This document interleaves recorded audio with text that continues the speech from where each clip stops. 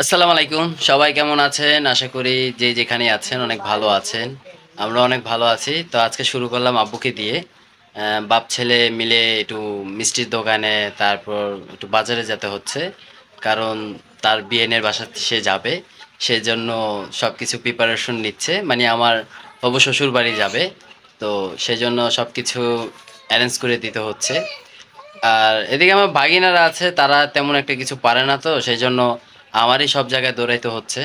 তো বলে না, যার বিয়া তারই সব কিছু করতে হয়, তো ওরকমটাই। আর আমার যদি কথাতে কোনো ভুল ত্রুটি হয়ে থাকে তাহলে ক্ষমা দৃষ্টিকে দেখবেন। ঘটনা হয়েছে যে এখন আব্বুকে নিয়ে একটু মিষ্টির দোকানে যাব, আর যেহেতু বাইরে গিরিগিরি বৃষ্টি পড়ছে, আর হইলো এদিক থেকে একটু পান সুপারি যাব, তারপর বাচ্চাদের জন্য কিছু চিপস টিপস বকচক। তো কি করছি না করছি সবকিছু আপনাদের মাঝে শেয়ার করার চেষ্টা করব। সাথেই থাকবেন। ভিডিওটা ভালো লাগলে চ্যানেলটাকে সাবস্ক্রাইব করে দিবেন, পাশে থাকা বেল আইকনটাকে বাজিয়ে দিবেন, লাইক কমেন্ট শেয়ার অবশ্যই করবেন। আর কিরকম দেখা যাচ্ছে বাপ ছেলেকে, এটা অবশ্যই কমেন্ট করে জানাবেন। তো চলে আসলাম নবগঞ্জ বাজারে। নবগঞ্জ বাজার থেকে আমরা সবকিছু কেনাকাটা করি। এর সেই জন্যই নবগঞ্জ বাজার আসা, মানে পান সুপারিটা নেওয়ার জন্য। আব্বু তো দেখেন সবার আগে চলে গেছে। তো এই টু জেড এই নবগঞ্জ বাজারে পাওয়া যায় সব কিছুই, আপনি কোনো কিছুই বাদ থাকবে না, সব পাবেন। তো এখন পান সুপারির যে সেকশনটা আছে ওদিকে যাচ্ছি। তো এই যে পান সুপারির দোকানে আসছি, এখন একটা পান দেওয়া হবে।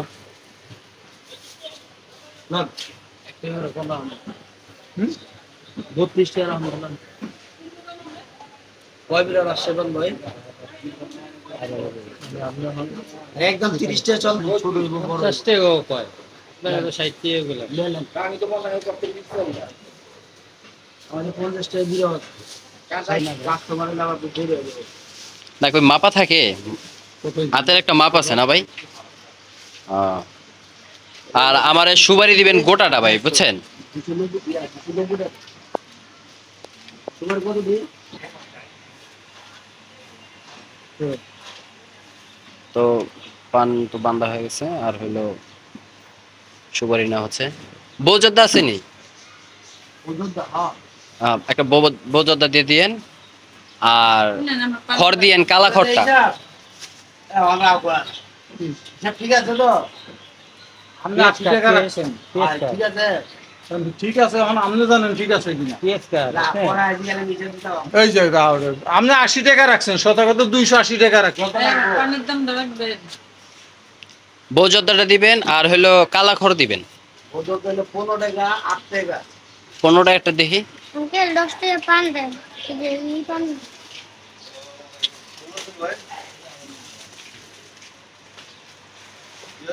কত এটা পুতলা?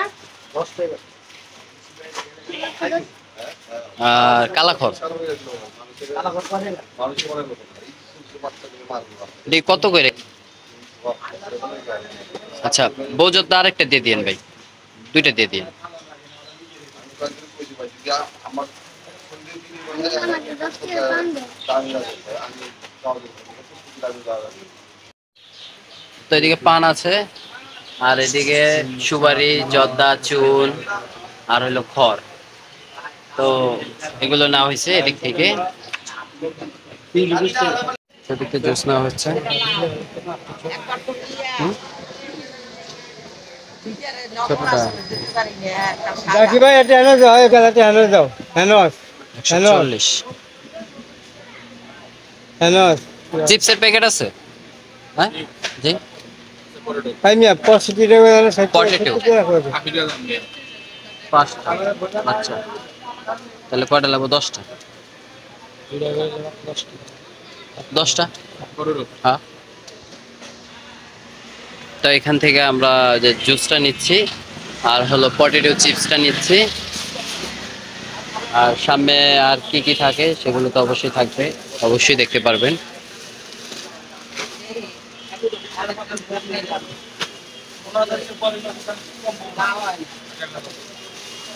বাকি যা লাইক বসাই নেব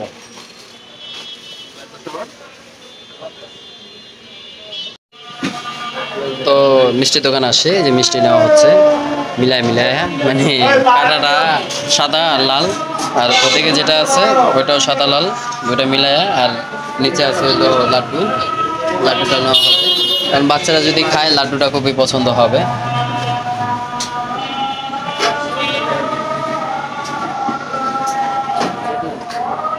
এই দুইটা মিলে 1 কেজি, ওই দুইটা মিলে 1 কেজি, আর লাড্ডু 1 কেজি। তো এগুলো চেহারাটা দেখে।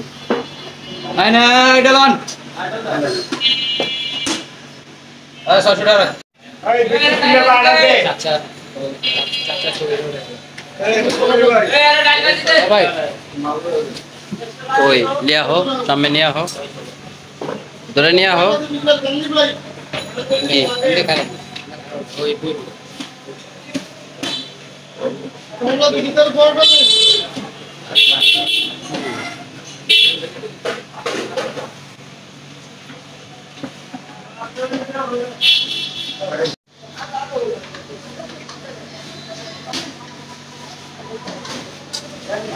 শুধু লাড্ডু 1 কেজি নিলাম, কারণ হলো বাচ্চারা আছে তো, লাড্ডুটা আবার পছন্দ হইতে পারে বাচ্চাদের, আর ওগুলো মনে হয় রোজা ভাই বড়রা খাইলেও সমস্যা নাই, এই জন্যই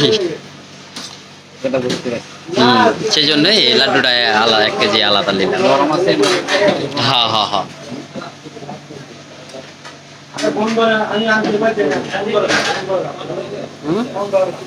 হ্যাঁ